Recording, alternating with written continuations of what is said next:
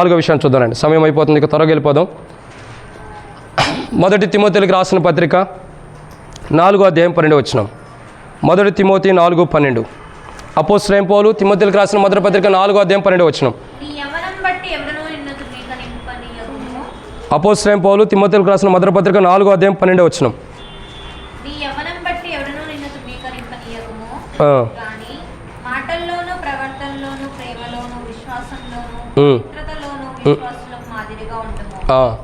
దేవుడు ఎందుకు పిలుస్తున్నాడు తెలుసండి మనల్ని?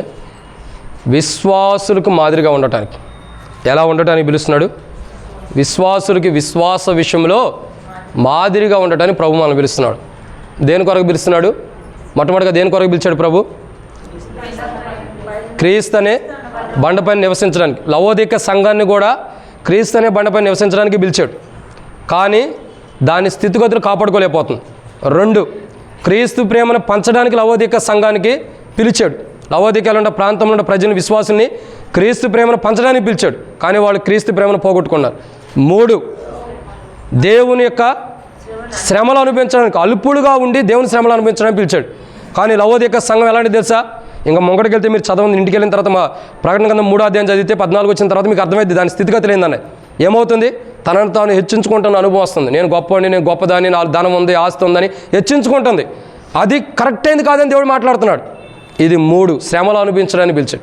4వదిగా లవోదిక సంఘాన్ని కానీ అదే మనల్ని కానీ దేవుడు ఎందుకు పిలుస్తున్నాడంటే ఇక్కడ రాయబడిన మాట విశ్వాసులకు మాదిరిగా ఉండటానికి. దేని కొరకు పిలుస్తున్నాడు? విశ్వాసులకు ఒక మాదిరిగా ఉండటానికి. ఒక విశ్వాసం ఉండాలంటే అతను మాదిరికరంగా ఉండాలి. మనం ఏ విషయంలో మాదిరికరంగా ఉంటున్నాం? ఏ విషయంలో మాదిరికరంగా ఉంటున్నాం? మనం మాదిరికరంగా ఉండాలి. మనం మాదిరికరంగా ఉండాలంటే మనం అలా మాదిరికరంగా ఉండి ఎదుటి వ్యక్తికి చెప్పే స్థితిలో మనం వెళ్తాం. మనం మాదిరికరంగా లేనప్పుడు మనం ఎలా చెప్పగలుగుతాం? ఒక మాట చెప్పమంటారా? నేను అబద్ధాలు ఆడుతున్నా, నా పిల్లలకు అబద్ధాలు ఆడొద్దంటే వింటారా? నువ్వే అబద్ధాలు ఆడితే అబద్ధాలు ఆడొద్దని వింటాడు. దొంగతనం చేస్తా, నువ్వు దొంగతనం చేయొద్దు అంటాం. మనం చేసి వాళ్ళని చేయొద్దంటే ఏమంటారు? మనం దొంగతనం చేస్తున్నాం కానీ నువ్వు దొంగతనం చేయొద్దు అంటాం. అంటే అర్థం ఏంటి? మనం మాదిరికరంగా లేం. చెప్పటానికే మనం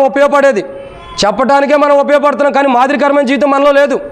పేరుకు మాత్రమే విశ్వాసులు, ఓకే పేరు ఉంది అంతే, దానికి తగిన జీవితం లేదు. బైబిల్ అంటుంది కదా, మాదిరికరంగా నువ్వు ఉండాలి. ఎవరికి? విశ్వాసులకు మాదిరికరంగా. ఒక విశ్వాసం ఉండాలంటే తనకే నువ్వు మాదిరికరంగా ఉండాలి. అప్పుడు ఏమనుకోవాలి తెలుసా? పలానా అన్నలాగా జీవించాలి, పలానా అక్కలాగా ఉండాలి. అంతేగాని అబ్బో వీళ్ళలాగా ఉండకూడదయ్యో, వాళ్ళలాగా జీవించకూడదయ్యో, ఇట్టంటోళ్ళలాగా అసలు ఉండకూడదు అనుకోకూడదు. మన గురించి ఎవరో కూడా మన గురించి ఇట్టంటి ఆమెలాగా ఇట్టంటి అతనిలాగా మనం ఉండకూడదు అనుకోకూడదు. ఎవరైనా ఎలా ఉండాలి?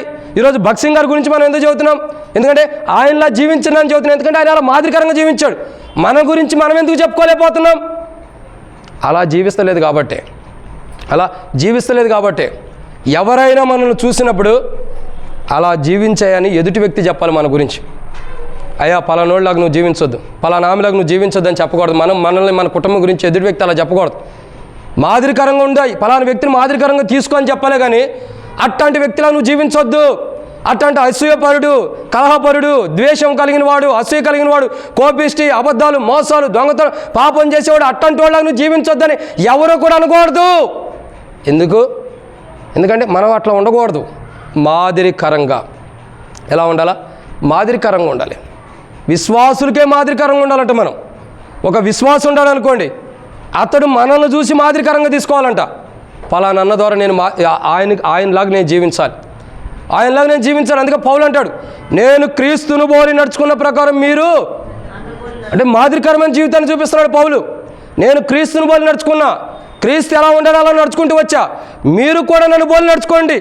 నేను ఎలా జీవిస్తున్నానో, ఎలా వెళ్తున్నానో, క్రీస్తు ఎలా జీవించాడో అలా జీవిస్తున్నా కాబట్టి నన్ను పోలి నడుచుకోండి అని పౌలు చెబుతున్నాడు.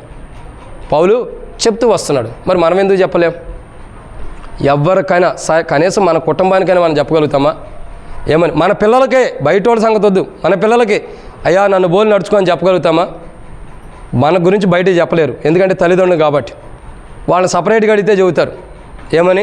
ఇదిగో మా డాడీ ఇట్ట చేస్తున్నాడు, మా మమ్మీ ఇట్ట చేస్తుంది, వాళ్ళలాగా మేము ఉండకూడదు అనుకుంటారు. ఎందుకంటే మనలో పోలి ఎవరో నడుచుకోవడానికి ఇష్టపడరు. మన ప్రవర్తనే బాగోదు, మన మాటే బాగోదు, మన ఆలోచనలే బాగోవు, మన ఉద్దేశాలే బాగోవు, అసలు మన ప్రవర్తనే బాగోదు. మనల్ని బోడి ఇంకోటి ఎలా నడుచుకుంటాడు? మళ్ళీ పైపెచ్చి ఏమైనా ఉంది? విశ్వాసులకు మాదిరిగా ఒక విశ్వాసిని చూసి మరొక విశ్వాసి అలా నడవాలని నడుచుకుంటూ వెళ్ళాలంట. అర్థమవుతుందండి? ఒక విశ్వాసి ఇక్కడ ఉన్నాడు అనుకోండి, ఆ విశ్వాసం చూసి ఏం చేయాలా? ఈ వ్యక్తిలాగా నేను కూడా నడుచుకుంటూ వెళ్ళాలనుకోవాలంట. అంతేనా? లేకపోతే అట్లాంటి వ్యక్తిలాగా నేను జీవించవద్దు, ఇట్లాంటి వ్యక్తిలాగా నేను అసలు జీవించకూడదని ఎవరు మన గురించి అనుకోకూడదు. అలా అనుకుంటున్నారంటే మాదిరికరమైన జీవితం మనలో లేదని అర్థం. ఏం లేదు? మాదిరికరమైన జీవితం మనలో లేదు. ఒక వ్యక్తి మనల్ని మాదిరికరంగా తీసుకోవాలి. పౌలు అంటాడు, నేను క్రీస్తును పోలి నడుచుకున్న ప్రకారం మీరు నన్ను పోలి నడుచుకోండి. మనం చెప్పాలి ఎదుటి వ్యక్తికి, ఏమనయ్యా నన్ను పోలి మీరు నడుచుకోండి. పౌలు క్రీస్తును పోలి నడుచుకున్నాడు, నేను పౌలును పోలి నడుచుకుంటున్నా. పౌలులాగా క్రీస్తు పౌలు ఎలాగైతే క్రీస్తుని వెంబడించాడు, అలా పౌలులాగా నేను కూడా క్రీస్తుని వెంబడిస్తున్నా, నన్ను పోలి నడుచుకోండి అని ఏం చేయాలా? చెప్పాలి. కానీ అలా చెప్పే స్థితిలో మనం ఉన్నామా? లేం. అంటే అర్థం ఏంటి? ఒక మాదిరికరమైన జీవితం లేదు. లవోదికలో ఉన్న సంఘం కూడా అలాంటిదే. అలాంటిదే. మాదిరికరమైన జీవితం లేదు. ఎదుటి వ్యక్తికి మాదిరికరంగా జీవించడం లేదు. మీరు గమనించండి, 7 సంఘాలు ఉంటే ఒక సంఘం గురించే దేవుడు గొప్పగా చెబుతూ వచ్చాడు ప్రభు.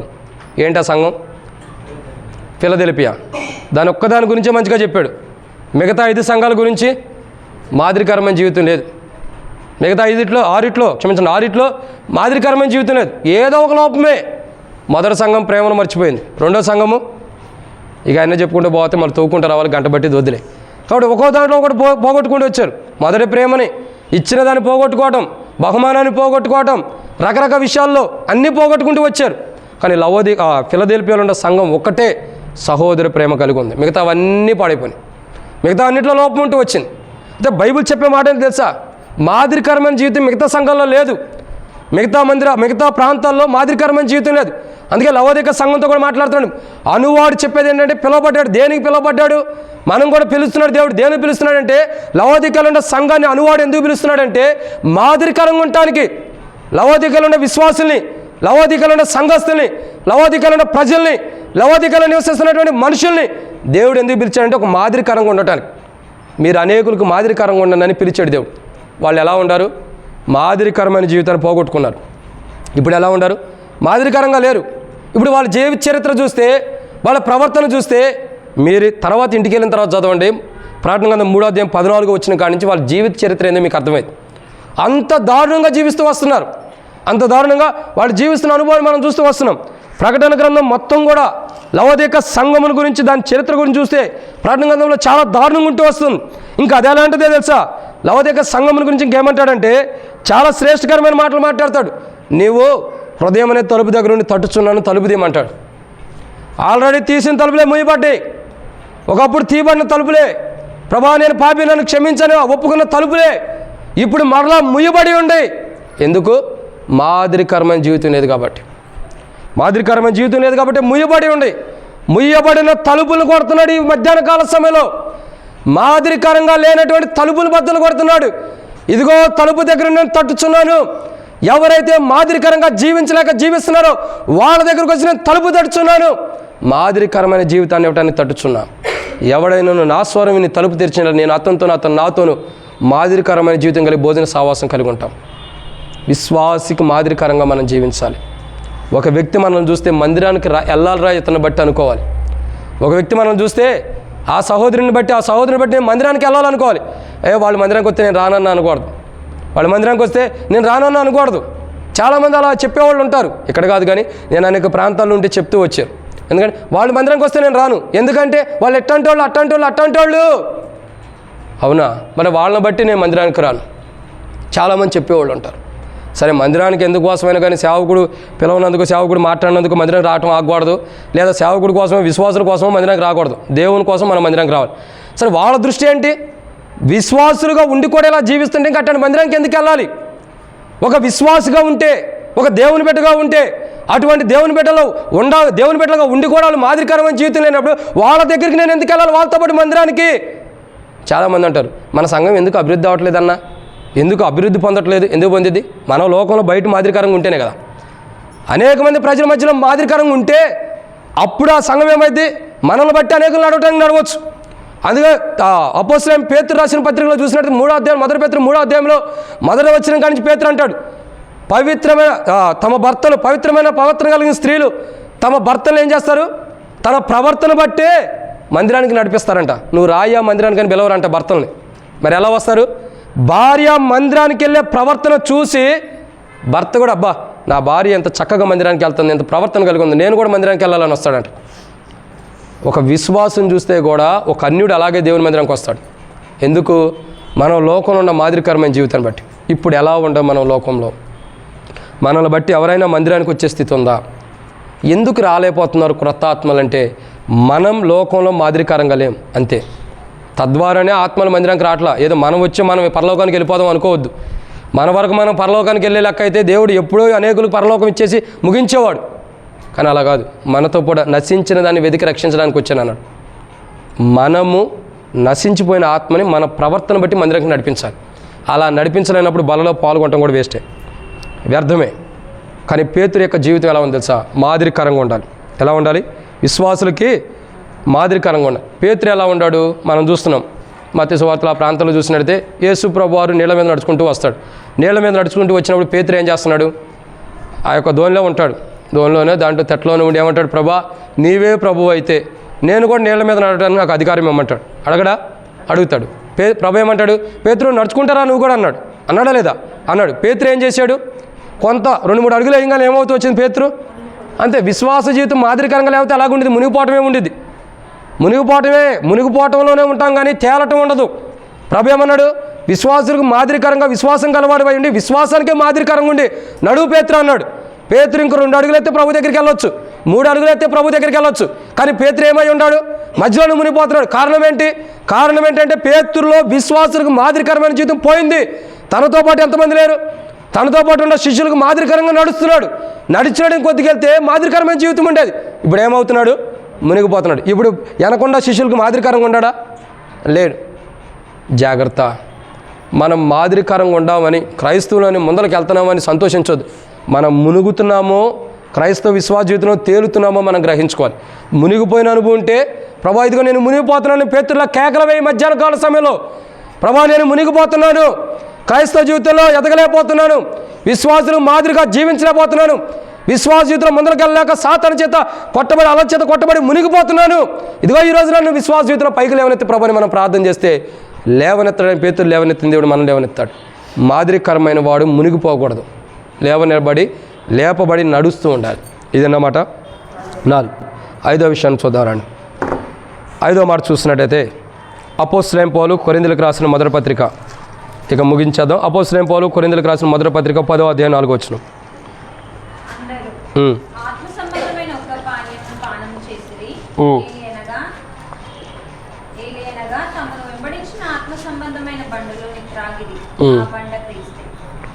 చాలా అక్క. కాబట్టి ఇక్కడ రాయబడిన మాట ఏంటంటే ఆత్మ సంబంధమైనదా. ఎలా ఉంది? ఆత్మ సంబంధమైనదిగా. సో మనల్ని దేవుడు ఎందుకు పిలుస్తున్నాడంటే, లవోదిక సంఘాన్ని కూడా ఎందుకు పిలుస్తున్నాడంటే ఆత్మ సంబంధమైనదిగా ఉండాలి. ఎలా ఉండకూడదు? శరీర సంబంధమైనదిగా ఉండకూడదు. నిన్న ఉపవాస ప్రార్థన కూడా మాట అడుగుతూ వచ్చాం. ఒక మనిషిలో 2 విషయాలు ఉంటాయి. ఏంటో చెప్పగలుగుతారా? నిన్న వచ్చిన వాళ్ళు కాదు, ఈరోజు వచ్చిన వాళ్ళు చెప్పండి. ఒక మనిషిలో 2 విషయాలు జరుగుతాయి, ఎప్పుడు పోటాలు యుద్ధాలు జరుగుతాయి. ఏంటో చెప్పండి.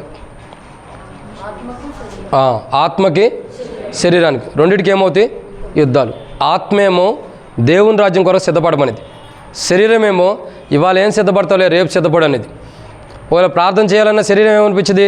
అబ్బా ఈ రోజల్లా మందిరంలో కూర్చుని అలసిపోయావు, ఇంకేం ప్రార్థన చేస్తావు, ఈరోజు పడుకో అనిపించింది, లేదా రెస్ట్ తీసుకో అనిపించింది. కానీ బైబిల్ ఏమంటుంది తెలుసా? ఆత్మ సంబంధంగా ఎన్ని పోరాటాలు మనలోనే ఆత్మకి శరీరాన్ని పోరాడినా చివరికి గెలవాల్సింది ఆత్మే. ఎందుకు? మరణము కంటే బలమైనది క్రీస్తు ఆత్మ. సో ఇక్కడ రాయబడిన మాట ఏంటంటే ఆత్మ సంబంధంగా మనం ఎలా ఉండాలా? ఆత్మ సంబంధంగా కట్టబట్టడానికి మనల్ని పిలుస్తున్నాడు ప్రభు.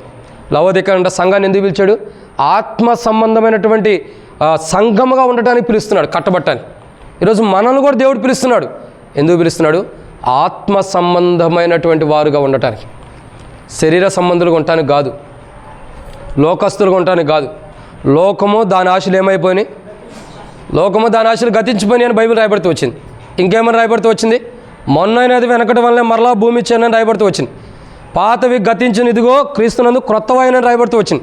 ఇవన్నీ ఎందుకు రాయబడుతూ వచ్చినాయి? ఇవన్నీ శరీర సంబంధమైనవన్నీ పోయి ఆత్మ సంబంధమైనదిగా మనం కట్టబడుతున్నాం. అయితే బైబిల్ చెప్పే మాట ఏంటంటే మనం ఆత్మ సంబంధమైన వారిగా కట్టబడటానికి పిలుస్తున్నాడు ప్రభు. శరీర సంబంధులుగా కట్టబడటానికి కాదు, శరీరానికి సంబంధించిన వారిగా కట్టబడటానికి ప్రభు మన పిలట్ల, ఆత్మ సంబంధులుగా కట్టబడటానికే ప్రభు మనల్ని పిలుస్తూ వస్తున్నాడు. ఈరోజు సంఘాల్లో 2012లో తిమోతి అంకుల్ చెప్పాడు హెబ్రోన్లో, ఏమని తెలుసా? సంఘంలోకి శరీరం వచ్చేసిందంట. ఏమొచ్చింది? శరీరం. ఆత్మ సంబంధంగా కట్టబడటానికి పిలువబడినటువంటి క్రైస్తవ జీవితంలో, విశ్వాస జీవితంలోకి శరీరం ప్రవేశించిందంట. ప్రవేశించడం ద్వారా ఏం జరుగుతుంది? ఆత్మ సంబంధమైనది కట్టబట్టలేదు, శరీర సంబంధమైనది కట్టబడుతుంది. అందుకే ప్రాముఖ్యతలు, సేవకుడు నన్ను గణపరచలేదు, సేవకుడు నన్ను పేరు పెట్టి పిలవలేదు, సేవకుడు నన్ను హెచ్చించలేదు, సేవకుడు నా పేరు చెప్పట్లేదు. ఇవన్నీ దేనికి?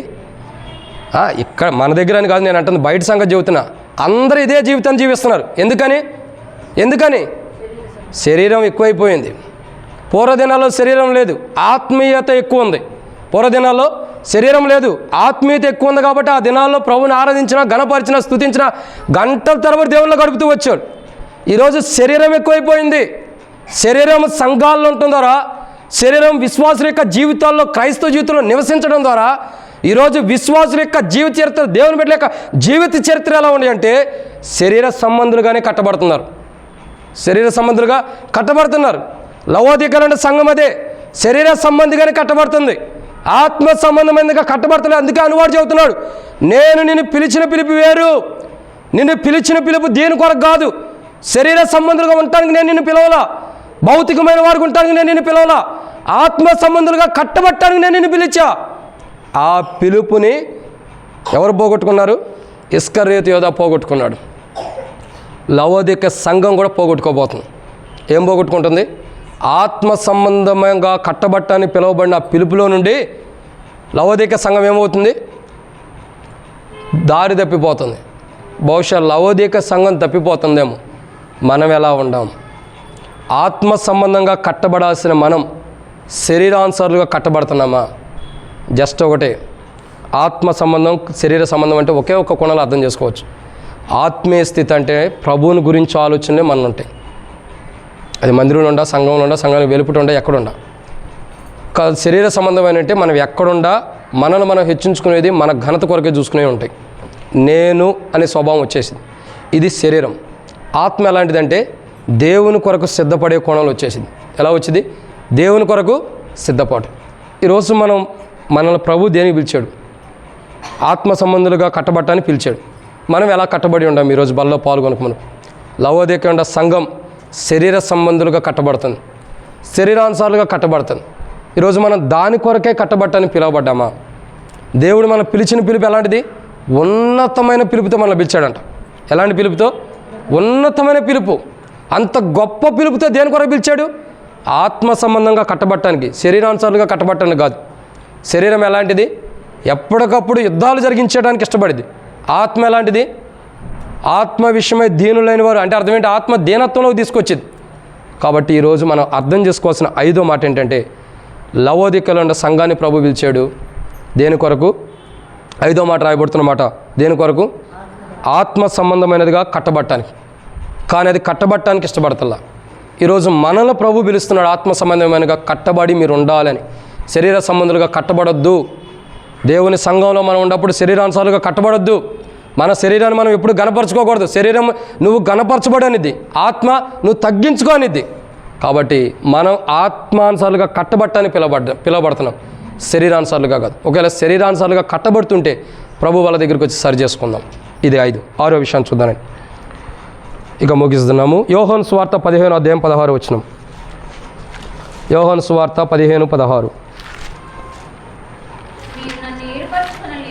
మీరు నన్ను ఏర్పరచుకోలేదు, మీరు నా పేరట తండ్రిని ఏమడుగుదురో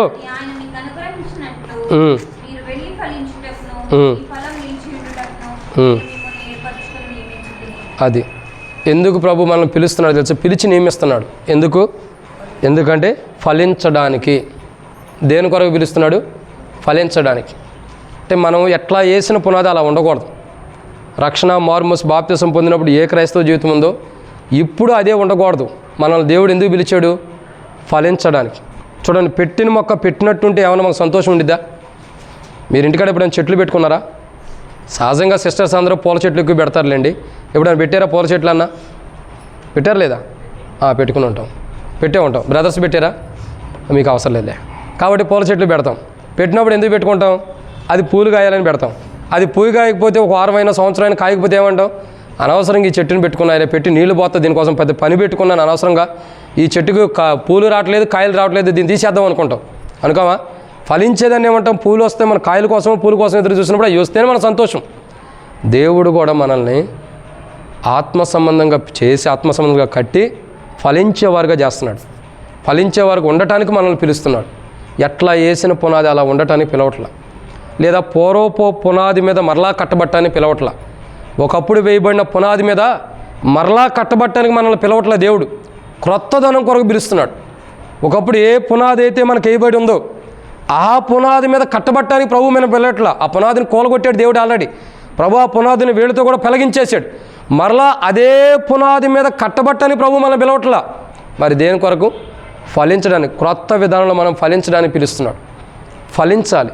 మనం దేంట్లో ఫలిస్తున్నాం? క్రైస్తవ జీవితంలో, విశ్వాస జీవితంలో ఫలిస్తున్నామా? ఆత్మ సంబంధంగా ఫలిస్తున్నామా? విశ్వాస జీవితంలో ఫలిస్తున్నామా? ప్రార్థన జీవితంలో ఫలిస్తున్నామా? ప్రభుని ఆరాధించే విషయంలో ఫలిస్తున్నామా? ప్రభుతో ఉండే సహవాస విషయంలో ఫలిస్తున్నామా? మనకి ఇవ్వబడిన ఆత్మ ఫలాలు ఫలిస్తున్నాయా? ఆత్మ ఫలాలు ఏంటి? గలతీయులకు రాసిన పత్రికలు వెళ్ళాలి. ప్రేమ, సంతోషము, సమాధానము, దీర్ఘశాంతము, దయాళత్వము, మంచితనము, ఆశా నిగ్రహము, ఇంకా విశ్వాసం, ఇంకా సాత్వికము, ఇంకా ఇక అన్నీ చెప్పుకుంటూ పోతే వదిలేక చాలా టైం అయిపోతుంది. కాబట్టి ఇవన్నీ ఫలాలు, ఇవి మనం ఫలించాలి. ఏమవ్వాలా? ఫలించాలి. ఈరోజు గలతీయులకు రాసిన పత్రిక 5వ అధ్యాయంలో రాయబడిన ఫలాలు దేని కొరకే? చదువుకోవడానికి కాదు. లేదా మన ఇంట్లో ఆ ఫలాలు గురించినటువంటి కొన్ని ఇమేజెస్ వస్తాయి, వాక్యాలు ఉంటాయి, ఫ్రేమ్ కట్టి తీసుకొస్తారు, కొనుక్కొచ్చుకుని దాంట్లో పెట్టుకుంటాం. అయ్యే ఉండవు మన దగ్గర. ఏవైతే వాక్యాన్ని పెట్టుకుంటామో అదే మన జీవితంలో ఉండదు. మన ఇంట్లో ఒక వాక్యం పెట్టుకుంటామంటే దానిలాగా జీవించడానికి మనం పెట్టుకుంటున్నాడు, అది మనకు అవసరమైందని. కానీ దానిలాగా ఉన్నాం. ఆ ఫలాలు మనలో ఉండయా? ఆ ఫలాలు మనం ఫలిస్తున్నామా? ఫలించడానికి దేవుడు మనల్ని పిలిచాడు. ఎలా వేసిన చెట్టు అలా ఉంటానుకో, లేదా పాత పునాదిని మళ్ళా కట్టుకోవడానికి దేవుడు పిలవలా. దేని పిలిచాడు? ఫలించడానికి. ఈరోజు మనం ఎంతవరకు ఫలిస్తున్నాం? క్రైస్తవ జీవితంలో, విశ్వాస జీవితంలో ఎంతవరకు ఫలించుకుంటూ ముందరికి వెళ్తున్నాం? అసలు ఫలించినటువంటి అనుభవం ఉందా? ఏ విషయంలో ఫలిస్తున్నాం? ఫలిస్తే దేంట్లో మనం ఫలిస్తున్నాం? ప్రార్థనలోనా, విశ్వాసంలోనా, మాదిరికరమైన విషయాల్లోనా, ప్రభువులో ఉండే విషయాల్లోనా, దేంట్లో మనం ఫలిస్తున్నాం? లేదా లోకానుసారంగా ఫలిస్తున్నామా? లోకపు మాటల్లో ఫలిస్తున్నామా? పాపంలో ఫలిస్తున్నామా? అబద్ధాల్లో ఫలిస్తున్నామా? మోసాల్లో ఫలిస్తున్నామా? దొంగతనంలో ఫలిస్తున్నామా? అనేకులు మోసగించే దాంట్లో ఫలిస్తున్నామా? దేంట్లో ఫలిస్తున్నాం? కావాల్సింది క్రైస్తవుడి జీవితానికి, ఆత్మీయమైన విషయాల్లో క్రైస్తవుని జీవితానికి ఫలించే జీవితం అవసరం. మనం ఫలించడానికి ప్రభు పిలుస్తున్నాడు. లవోదికలో ఉండే సంఘాన్ని కూడా ప్రభు పిలిచాడు. ఎందుకు? ఫలించడానికి. కానీ లవోదికలో ఉండే సంఘం ఫలించలేకపోతుంది. ఏమవుతుంది? ఫలించలేకపోతుంది. ఫలభరితమైన జీవితం లవోదిక సంఘంలో లేదు కదా, కాబట్టి నష్టం తెచ్చుకోబోతుంది. ఈరోజు మనం ఫలించలేని స్థితిలోకి వస్తున్నామా? నిజంగా ఏ విషయాల్లో మనం ఫలిస్తున్నాం? లోకానుసారంగా ఫలిస్తున్నామా? క్రీస్తులో ఫలిస్తున్నామా? ఫలించకపోతే ఈ రోజుకైనా ఫలించడానికి ఒక తీర్మానం చేసుకుందాం. లవోదికలో ఉండే సంఘం ఎటు ఫలించలేకపోయింది, మనం కూడా అట్లా ఫలించలేకపోతే లవోదిక సంఘానికి వచ్చిన కీడే మనకి రాబోతుంది. అలా ఫలించని స్థితి మనలో ఉండి తీసివేసుకుని ఆ కీడు రాకుండా ఉండటం కొరకు ఏం చేయాలా? ఫలించే జీవితం నాకు దయచే ప్రభుని ప్రార్థన చేసుకోవాలి. ఇది 6. చివరి మాట చూసి ప్రార్థనకు వెళ్దారండి. మత్తయి సువార్త 25వ అధ్యాయం 6వ వచనం. మత్తయి సువార్త 25:6. అర్ధరాత్రి వేళ ఇదిగో పెండ్లి కుమారుడు. అది ఎందుకు పిలుస్తున్నాడు ప్రభు మనల్ని? పెండ్లి కుమారుని ఎదుర్కొని ఏం చేయాలా? పెండ్లి విందులో ప్రవేశించాలి. ఎందుకు? పెండ్లి విందులోకి. ఈరోజు ప్రభు మనల్ని ఎందుకు పిలుస్తున్నాడు తెలుసా? పెండ్లి విందులోకి ప్రవేశించడానికి. ఎక్కడ? పెండ్లి విందు. ఏ పెండ్లి విందు? ప్రభువైన యేసుక్రీస్తు ప్రభువారు మధ్యాకాశానికి వచ్చినప్పుడు విశ్వాసులందరూ ఎత్తబడిన తర్వాత విశ్వాసులకు బహుమానం ఇచ్చి, ఆ బహుమానం పొందినటువంటి విశ్వాసులకి దేవుని రాజ్యంలో నివసించే ధన్యతలో ఉన్నటువంటి ప్రేమా విందులోకి పాలు పంపులు పొందటానికి మనల్ని పిలుస్తున్నాడు. మనల్ని దేనికి పిలుస్తున్నాడు? చెప్పండి, దేనికి పిలుస్తున్నాడు? పెండ్లి విందులో పాలు పంపటానికి, రాజు యొక్క విందులో పాలు పంపులు పొందుతాయి. లోకాసు వార్త 22వ అధ్యాయంలో చూసినట్టయితే పెండ్లి విందు కొరకు రాజు వెళ్ళి అనేకుల విందు కొరకు పిలిచాడు. కానీ అందరూ వచ్చారా? రాలా. పిలువబడిన వారు అందరూ వచ్చారా? రాలా. మరికొందరిని పిలిచారు. వాళ్ళు ఎలాంటి వారు? ఏర్పరచబడిన వారు. పిలువబడిన వారు రాలేదు. అతిశయించి గర్వించి నేను గొప్ప నేను పిలువబడి నన్ను పిలిచినా నేను వెళ్ళకూడదని ఆగిపోయారు. కానీ ఏదో సాకులు చెబుతున్నాడు. ఒకరిని అడిగాడు పొలానికి పోవాలంటాడు, ఒకరిని అడిగాడు ఇంకో పనికి వెళ్ళాలి, ఇంకోటిని అడిగాడు ఇంకో పనికి వెళ్ళాలని. సాకులు చెప్పేవాళ్ళు ఎక్కువైపోయారు. అక్కడ ఏమైపోయారు? సాకులు చెప్పేవాడే. నడుచుకుంటూ కాముగా ముందరికి వెళ్ళేవాడు ఎవరు లేరు. వీళ్ళ చరిత్ర ఇంతే, వీళ్ళ జీవితాలు ఇంతే, వీళ్ళ బ్రతుకులు ఇంతే. ఇంకొకరిని పిలుచుకురామని మళ్ళీ పంపించాడు గుంపుని. వాళ్ళని వదిలిపెట్టే మరొకరిని పిలుచుకురాపో అని చెప్పి పంపించాడు. వాళ్ళు వెళ్ళి రాజమార్గంలో కనబడిన వాళ్ళందరినీ తీసుకున్నారు. అందరిని తీసుకెళ్ళి ఆ యొక్క విందులో కూర్చోబెట్టారు. ఆ పెండ్లి విందు వాళ్ళందరూ రావటంతో ఎలా ఉంది? సమృద్ధిగా నింపబడి ఎలా ఉంది? సంతోషంతో నింపబడి ఉంది ఆ పెండ్లి విందు. నింపబడిన ఆ పెండ్లి విందులో ఉండి పెండ్లి విందులో ఉండేవాళ్ళు ఏం చేస్తున్నారు? చక్కగా భుజిస్తున్నారు సంతోషంగా. రాజు పెట్టిన విందును భుజిస్తున్నారు. మనల్ని ఎందుకు పిలిచాడు తెలుసా? సాకులు చెప్పి తప్పుకోవడానికి, సాకులు చెప్పి పక్కదావని వెళ్తానే పిలవట్లే దేవుడు. అందరికీ పనులు ఉన్నాయి. దేని కొరకు దేవుడు పిలిచాడు? దేని కొరకు? పెండ్లి విందులోకి. మనం దేని కొరకు పిలువబడుతున్నాం? పెండ్లి విందు కొరకు, ప్రభు యొక్క విందు కొరకు పిలువబడుతున్నాం. ఈ విందుకు ఎవరో పిలవపోయినా వచ్చేసావు, కానీ ఆ విందుకు కూడా వెళ్ళాలి. ఈ విందుకు ఎవరైనా పిలిచారా? ఎవరో పిలవరు, కానీ మనం వచ్చేస్తాం. ఎందుకంటే ఇది ప్రభు దినం కాబట్టి, ప్రభు యొక్క శరీరం కాబట్టి వస్తాం. ఎవరో పిలవవసరం మనకి. ఎవరో పిలవపోయినా మనం వచ్చేస్తాం. ఇది ప్రభు యొక్క విందు, ఇది మనది, ఇది ప్రభు దేహం, ఇది నాది అని మనం వచ్చేసాం. కానీ ఎక్కడికి రావటం కాదు, ఆ దేవుని రాజ్యానికి కూడా వెళ్ళాలి. ఆ విందుకి, ఆ విందులోకి వెళ్ళాలంటే ఎలా ఉండాలా? పిలిచాడు ఆ విందులో పాల్గొనమని. కానీ ఆ విందులోకి వెళ్ళాలంటే ఎలా ఉండాలా? సిద్ధపాటు అవసరం. ఏముండాలా? సిద్ధపాటు. ఎన్నో పర్యాయాలు చూసాం. సిద్ధపాటు లేని 5 కన్యకలు ఏమయ్యారు? విడవబడ్డారు. విడవబడి ఏం చేస్తున్నారు? తలుపు కొడుతున్నారు. అయ్యా మాకు కూడా తలుపుది అని. నేను మిమ్మల్ని ఎరుగునని చెప్పేశాడు. మీరెవరో నాకు తెలీదు, మీరెవరో నాకు తెలీదు, నేను మిమ్మల్ని ఎరుగున అంటున్నాడు. ఏడుస్తున్నారు అక్కడే కూర్చొని తలుపు దగ్గర. అయ్యో ప్రభా, మా బ్రతుకులు ఇంతేనా? మా జీవితాలు ఇంతేనా? అయ్యా నువ్వు వస్తున్నావని మేము శ్రద్ధ కలిగి లేక అశ్రద్ధతో మా జీవితాలు ప్రభా ఒడిదుడుకుల్లో ఉండి సరైన జీవితాన్ని నేను జీవించలేకపోతూ వచ్చా, అశ్రద్ధ కలిగి ఉంటూ వచ్చా. దేవా నేను సరైన సిద్ధపాటు లేకుండా వచ్చా. ఏదో మందిరానికి వెళ్తున్నా వస్తున్నా, మందిరానికి వెళ్తున్నా వస్తున్నా, వచ్చాక కానీ సిద్ధపాటు లేదు నాలో. దేవుని రాజ్యం కొరకైనా సిద్ధపాటు నాలో లేదు. దేవుని రాజ్యానికి వెళ్ళాలి, దేవుని రాజ్యంలో ఉండాలి, దేవుని రాజ్యంలో నివసించాలి, దేవుని రాజ్యంలో ఉన్నటువంటి బహుమానాలు నేను పొందాలి, దేవుని రాజ్యంలో సంతోషంగా ఉండాలి. నేను దేవుని రాజ్యానికి వెళ్ళాలంటే ఎలా ఉండాలని నేను సిద్ధపడలేకపోతూ వచ్చా. అయ్యా ఈ రోజుకైనా నన్ను నీ రాజ్యంలో తీసుకోమని అక్కడ ఉన్నవాళ్ళు తలుపు దగ్గర తట్టుచుంటే, మీరు ఎంత చేసినా మీరెవరో నాకు తెలియదు పొండి అంటున్నాడు. ఏమన్నాడు? మీరెవరో నాకు తెలియదు పొమ్మంటున్నారు. ఇది ఒత్తగా చెప్పే మాటలు కాదు, ఏదో వాక్యం వచ్చిందని చెప్పే మాటలు కాదు. రేపటి దినాన ఈ జీవితం మనకు తెలిస్తే అప్పుడైతే మనకు జరిగితే, తెలిస్తే కాదు మన జీవితాల్లో కూడా జరిగితే అప్పుడు అర్థమైంది మనకి. ఇప్పుడు చెప్తే ఎవరో కూడా ఇష్టపడరు, సరిగ్గా సరి చేసుకోవడానికి ఇష్టపడరు. ఒక దినం వచ్చింది నిజంగా ప్రభు ఈ మాట అన్నప్పుడు, అప్పుడు ఆ గేటు కాడ కూర్చొని ఏడుస్తాం. ప్రభా ఇదేంటి ప్రభా ఎట్లా చేసావు? నేను దేవుని రాజ్యానికి రావాలిగా ప్రభా, నన్ను ఎందుకు విడిచిపెట్టా? నేనెందుకు ప్రభా దేవుని రాజ్యాన్ని, దేవుని యొక్క విందుకు బయటే ఉన్నాను, ఆ ప్రేమ విందుకు ఆ రాజ్యంలో భోజించడానికి ముందే బయట నేను ఎందుకు విడవబడ్డానంటే మీరు ఎవరో నాకు తెలియదు అంటాడు. ఇదేంది ప్రభా, ఇన్ని సంవత్సరాల నుంచి సీనియర్లమే, ఇన్ని సంవత్సరాల నుంచి విశ్వాసమే, క్రైస్తవులమే, దేవుని ప్రజలమే, మందిరానికి వెళ్తున్నాం, ఎంత క్రైస్తవ జీవితం కలిగిన వారం, బైబిల్ పట్టుకున్నాం, నుంచున్న పర్నే, ఎన్నైనా వాక్యం చెప్పగలం, ఎంతైనా పాట పాడగలం, ఎంతైనా వాక్యం చెప్పగలం, ఎంతైనా స్వార్థ చెప్పగలం. మేమెవరో తెలీదా? మేమెవరో తెలియదంటే ప్రభు అంటాడు, ఇన్ని చేసిన ఒకడు సర్వలోకము సంపాదించుకుని ఏం చేశాడు? మీరు అన్నీ చేశారు, మీ ప్రాణాన్ని పోగొట్టుకున్నారు. అన్నీ చేసినా సిద్ధపాటు లేదు, అన్నీ చేసినా సిద్ధపాటు లేదు. అందుకే కూరల గురించి ఒక సామెత ఉంది, చెప్పి నేను ముగిచ్చేస్తాను.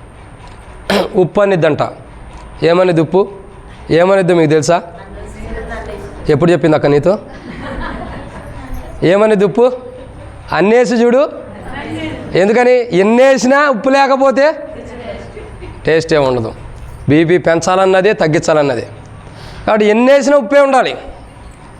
క్రైస్తవ జీవితంలో ఎన్ని కలగలిపకుండా సిద్ధపాటు లేకపోతే వ్యర్థమే. ఏమి అర్థం? జీవితమే వ్యర్థం. ఒక దినాన తలుపు దగ్గరే కూర్చుంటాం, ఏడుస్తా, ప్రభా ఇంతేనా నా జీవితం, ఇంతేనా నా జీవితం, అయిపోయిందేక, ఇక్కడతో ముగింపేనా, ఈ క్షణంతో ముగింపేనేక, ఇక లేదా ప్రభా నాకు దేవుని రాజ్యం లేదా, నేను దేవుని రాజ్యంలోకి రాలేనా, అయ్యో ప్రభా అని గుండెలు బాదుకున్న అక్కడ ప్రయోజనం లేదు.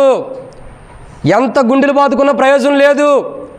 కాలం ఉన్నప్పుడే, కృపాకాలం ఉన్నప్పుడే, సమయం ఉన్నప్పుడే, భూమి మీద ఉన్నప్పుడే సరి చేసుకో సిద్ధపడు అని ప్రభు చెప్పినప్పుడే సిద్ధపడాలి. దేవుని సన్నిధికి వెళ్ళిపోయిన తర్వాత, ఎత్తబడిన తర్వాత, ప్రాణం పోయిన తర్వాత, ఈ లోకం నుండి విడవబడిన తర్వాత అక్కడికి వెళ్ళి ప్రభా అని అంటే లేదు. ప్రభా అని పిలిచి ప్రతివాడును రాడని ప్రభువే చెప్పాడు. ప్రభా అని పిలిచినా పరలోక రాజ్యం లేదు. కాబట్టి సిద్ధపాటు అవసరం. ఇక్కడ ఉన్నప్పుడే, భూమి మీద ఉన్నప్పుడే మనల్ని మనం సిద్ధపరచుకోవాలి. ఏం చేయాలా? సిద్ధపాటులోకి రావాలి. ఈ రోజుల్లో చాలామంది క్రైస్తవులకు ఉన్నటువంటి ధీమా ఏంటో తెలుసా? ధీమా అంటే ఒక అహంకారం అనుకోవచ్చు, గర్వం అనుకోవచ్చు. దేవుడు వచ్చినప్పుడు సిద్ధపడదాం, ఇంకా చాలా టైం ఉంది, తర్వాత సిద్ధపడదామని అనుకుంటారు. ఎవరిస్తున్నారు నీకు టైం? ఎవరిస్తున్నారు? ఇక్కడి నుండి ఇంటికి వెళ్తావో లేదో కూడా తెలీదు. ఇంటికి వెళ్తావా అని నమ్మకం లేదు. ఎందుకంటే ఆయన ఇష్టం. నువ్వు నమ్మకంగా నేను వెళ్తానన్నా మధ్యలో ఆగిపోవచ్చు. అవును కదా? రేత్రి ఉండవాడు పగలుండవాడు రేత్రి ఉంటలా. ఎప్పటి వరకు మనం ఉంటామో తెలియదు అన్నప్పుడు సమయం ఇంకెప్పుడో వచ్చిందని ఎందుకంత ధీమా, ఎందుకంత అహంకారం, ఎందుకంత గర్వం? సమయం ఉన్నప్పుడే సరిదిద్దుకోవడం మంచిది కదా. సమయం ఇచ్చినప్పుడే, ఏ క్షణం మనం బ్రతికున్నప్పుడే, ఏ క్షణం సజీవుడిగా ఉన్నప్పుడే సిద్ధపడటం మంచిది. లవోదికైన సంఘంతో చెబుతున్నాడు, ఎంతకాలం అని మీకు గర్వంతో గర్విష్ఠులుగా ఉంటారు, ఎంతకాలం అని మీకున్న దాన్ని బట్టి, మీకున్న ఘనతను బట్టి, పేరుని బట్టి, ఆస్తిని బట్టి, ఐశ్వర్యం బట్టి ధనవంతులుగా అని చెప్పి గర్విస్తూ ఉంటారు. మీ గర్వాన్ని తగ్గించుకుని సిద్ధపడనని లవోదికైన సంఘంతో చెప్పాడు. కానీ ఆ సంఘం సిద్ధపడతల్లా. నేను ధనవంతురాల్ని, నేను ధనవంతుడిని చెప్పి విర్రవీగుతూ వచ్చింది. మీరు ఇంటికి వెళ్తారు, మరలా చదవండి 3వ అధ్యాయం 14 వచ్చిన కాడి నుంచి ప్రార్థన గ్రంథంలో దాని స్థితిగతులతో దేవుడు మాట్లాడుతున్నాడు. నువ్వు సిద్ధపడాలమ్మా, ఏముండా సిద్ధపడాలి నువ్వు అని లవోదికైన సంఘంతో ప్రభు మాట్లాడుతున్నాడు. కానీ లవోదికైన సంఘం సిద్ధపడటానికి ఇష్టపడతల్లా. ధీమాగా ఉంది, గర్వంగా ఉంది, అతిశయిస్తుంది. సమయం వచ్చింది. నాశనానికి ముంగట ఏం జరుగుతుంది? నాశనానికి ముంగట అంతేనా? నాశనం అవ్వబోక ముంగట ఏం జరిగింది? గర్వం వచ్చేసింది. లవోదికైన సంఘానికి ఏమొచ్చింది తెలుసా? గర్వం వచ్చేసింది. తద్వారా ఏమైంది? నాశనం అయిపోబోతుంది. క్రైస్తవుడు విశ్వాసులకి లవోదికైన సంఘంలాగా మీరు అవ్వద్దని దేవుడు రాపించి పెట్టాడు. ఇక్కడ మీరు అలా గర్వంతో ఉండకూడదు, అలా అతిశయించకూడదు. మీరు సిద్ధపడాలి. దేని కొరకు? పెండ్లి విందు కొరకు. నా విందు సిద్ధంగా అవుతుంది. పెండ్లి విందు ఎవరు తయారు చేశారు? తండ్రే తయారు చేశాడు. ఆ విందులో మనం పాల్గొనటానికి సిద్ధపడాలి. ఈ విందులోకి ఎటు పాల్గొనటానికి యోగ్యత ఉందా? లేకపోయినా చేయెత్తి అయితే పాల్గొంటాం. అది దేవునికి ఎరుక, మనకి యోగ్యత ఉందో లేదో. కనీసం ఆ విందులోకి వెళ్ళటానికైనా మనం ఏమై ఉండాలా? సిద్ధపడి ఉండాలి. లవోదికలో ఉన్న సంఘాన్ని చెబుతున్నాడు, మీరు సిద్ధపడండి అయ్యి అంటే సిద్ధపడతలా. ఎప్పుడు ఏడ్చిద్ది తెలుసా? ఒక దినాన ప్రభు మధ్యాకాశానికి వచ్చి సంఘం ఎత్తబడిన తర్వాత, డోర్లన్నీ క్లోజ్ చేయబడిన తర్వాత డోర్ దగ్గర ఉండి ఏడ్చిద్ది. అయ్యా ప్రభా, నేను లవోదికలో ఉన్నాను ప్రభా, నాతో నువ్వు హెచ్చరించావు ప్రభా, నువ్వు మాట్లాడేవు ప్రభా, కానీ నేను సరి చేసుకోలేకపోయా ప్రభా. ఇప్పుడు నేను సరి చేసుకుంటా, ఈ క్షణం సరి చేసుకుంటా. నీ టైం అయిపోయింది. సరి చేసుకోవడానికి నీకు టర్నం లేదు. భూమి మీద ఉన్నప్పుడే నీకు సమయం ఇచ్చా. భూమి మీద నుంచి నువ్వు బయటకు వచ్చిన తర్వాత నీకు సమయం లేదు. వెళ్ళిపో, నీ రాజ్యానికి నువ్వు వెళ్ళు. చీకటి రాజ్యం, బంధకాల్లో బంధించబడుతున్న రాజ్యం, నరకానికి వెళ్ళిపోయి పంపిస్తారు. అలా పోకూడదంటే లవోదికలో సంఘం పోవటానికి సిద్ధంగా ఉంది. మనం అలా పోకోకుండా ఎలా ఉండాలా? దేవుని కొరకు, దేవుని యొక్క ప్రేమ విందు కొరకు, పెండ్లి విందు కొరకు సిద్ధపడదాం. అలా సిద్ధపడే బిడ్డలుగా దేవుడు మనం చేయాలంటే మనం సరి చేసుకోవాలి. అలా చేయాలంటే ప్రభు చేయనుగాక చేయాలంటే కూడా మనం సిద్ధపడాలి. 7 విషయాలు ప్రభు మనల్ని దేని కొరకు పిలుస్తున్నాడు? మొట్టమొదటిగా క్రీస్తు అనే బండ మీద మనం నిలవబట్టడానికి. లవోదికలో ఉన్న సంఘాన్ని కూడా దాని కొరకే పిలిచాడు. 2, క్రీస్తు ప్రేమని పంచడానికి, పొంది మనం ఇతరులకు పంచడానికి. క్రీస్తు ప్రేమను మనం పొంది ఇతరులకు పంచడానికి. మనల్నే కాదు, లవోదికలో ఉన్న సంఘాన్ని అలా పిలిచాడు, మనల్ని కూడా అలా పిలిచాడు. 3, శ్రమలు అనిపించడానికి క్రీస్తు కొరకు. 4, విశ్వాసులకు మాదిరిగా ఉంటానని ప్రభు మనం పిలుస్తున్నాడు. 5, ఆత్మ సంబంధమైనదిగా కట్టబట్టడానికి ప్రభు పిలుస్తున్నాడు. 6, ఫలించడానికి ప్రభు పిలుస్తున్నాడు. 7, పెండ్లి విందు కొరకు ఎదుర్కోవడానికి కాదు, పెండ్లి విందు కొరకు పిలుస్తున్నాడు ప్రభు. పెండ్లి విందుకి వెళ్ళాలంటే సిద్ధపడమని. ఈ 7 అంతల పిలుపు లవోదికీయుల సంఘానికి ఇచ్చాడు. కానీ ఈ 7 అంతల పిలుపుని పొంది కూడా లవోదికీయులో ఉన్న సంఘం ఏమైంది? ఇస్కరియోతు యోధలాగా దారి తప్పిపోయింది. సరే, ఆ లవోదిక సంఘం ఎలా ఉండా మనం పొందాం ఆ యొక్క తీర్పు, క్షమించండి, ఆ తీర్పు కాదు, ఆ పిలుపు మనం కూడా పొందాం. 7 అంతల తీర్పు, 7 అంతల తీర్పు కాదు, పిలుపు. ఈ 7 అంతల పిలుపులో మనం ఎక్కడ కాపాడుకుంటున్నాం? 7 అంతల పిలుపుని నిలబడుతున్నామా? క్రీస్తు బండపైన ప్రేమ కలిగి ఉంటున్నామా? ఇంకా మన జీవితాల్లో ఏవేవైతే 7 అంతల అనుభవాలు ఉన్నాయో వాటిలో మనం ఉంటున్నామా? ఆ 7 అంతల అనుభవం లేకపోతే, ప్రభా నేను కూడా లవోదిక సంఘంలాగానే ఉండా, నాలో 7 అంతల అనుభవం లేదు, ఈరోజు నన్ను క్షమించి 7 అంతల అనుభవంలోకి తీసుకురా ప్రభు అని ప్రార్థన చేద్దాం. ప్రభు తీసుకొచ్చిన తర్వాతే, మనం సరి చేసుకున్నప్పుడే బలలో పాల్గొందాం. ప్రార్థన అంటే అటు ఇటు చూడటం కాదు, కండ్లు మూసుకొని సాధ్యమైతే మోకాళ్ళ నింపు, లేకపోతే మోకాళ్ళ మీద ఉందాం. ప్రార్థన. పరిశుద్ధుడైన తండ్రి, ప్రేమ కలిగిన దేవా, ప్రభు అయిన యేసుక్రీస్తు ప్రభు వారి నామాన్ని బట్టి మీకు వందనాలు. మీరు మమ్మల్ని పిలుస్తున్నారు తండ్రి, మీ మీద నిలబడి క్రీస్తు అనే బండ మీద నివసించాలి, ప్రేమ కలిగి ఉండాలి. కానీ వాటిలో మేము లేం.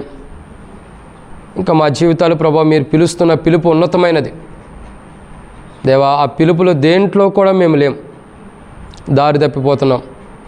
చివరికి పెండ్లి విందుకై కొరకై కూడా మమ్మల్ని పిలుస్తున్నారు. ఆ పెండ్లి విందును కూడా మేము భుజించే స్థితిలో లేం. లవోదిక సంఘం అలా లేదు.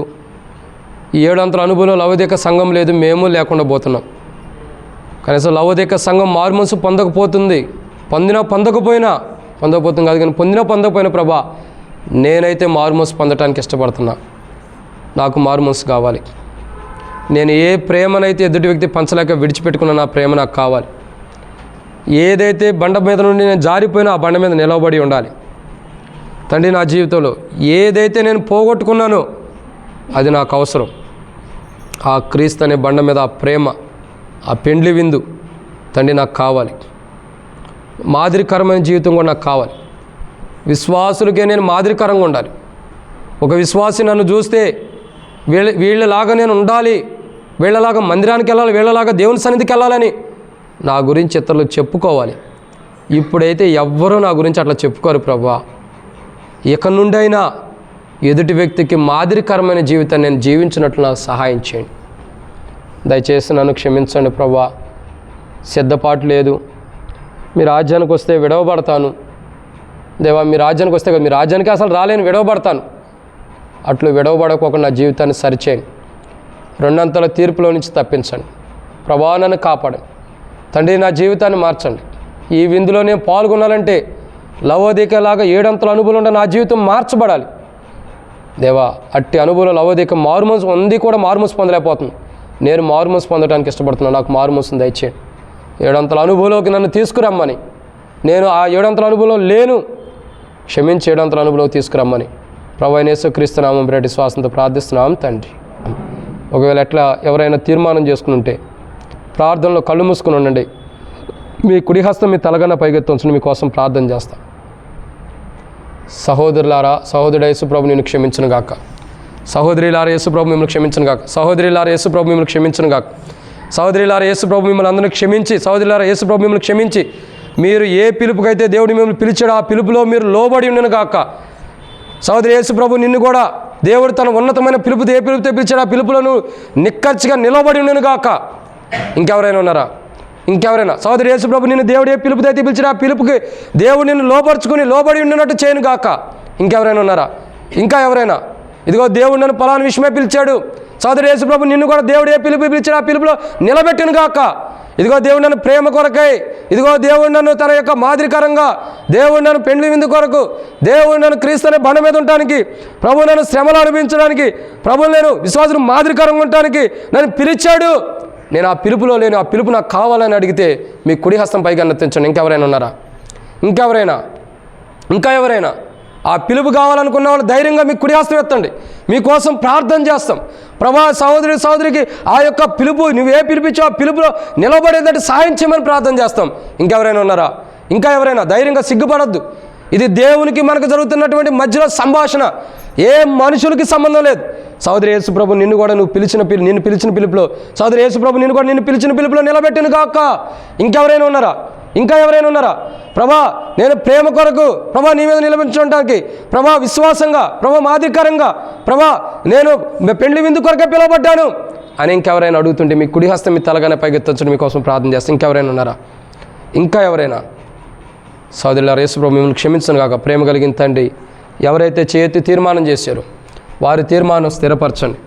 మీరు మమ్మల్ని పిలిచిన పిలుపులోని నేను తొలిగిపోయానని యథార్థంగా ఒప్పుకుని చేయెత్తి ఒప్పుకున్న వారిని క్షమించండి.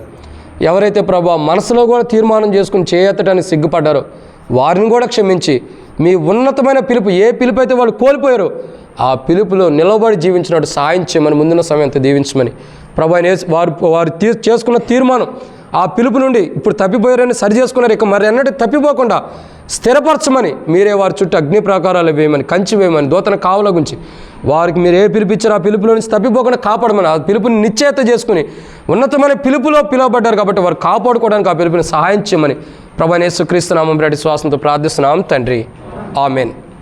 దయచేసి అట్లాగే ఉందాం, ఎవరికి వారు పరీక్షించుకుందాం. అటు ఇటు చూసే సమయం కాదు ఇది. మన వ్యక్తిగత జీవితం ఇంకేమైనా పరీక్షించుకోవాల్సి ఉంటే సరి చేసుకుని పరీక్షించుకుందాం. మన జీవితాలు పరీక్షించుకుని సరి చేసుకుంటూ ప్రభు వల్ల మనం దేవుడు పిలిచిన పిలుపుని బట్టి ఇంకేమైనా సరి చేసుకోవాల్సి ఉంటే సరి చేసుకుని వల్ల పాల్గొందాం. అట్లా పాల్గొన్నట్టు ప్రభు మన సాయం చేయను గాక. ఆమెన్.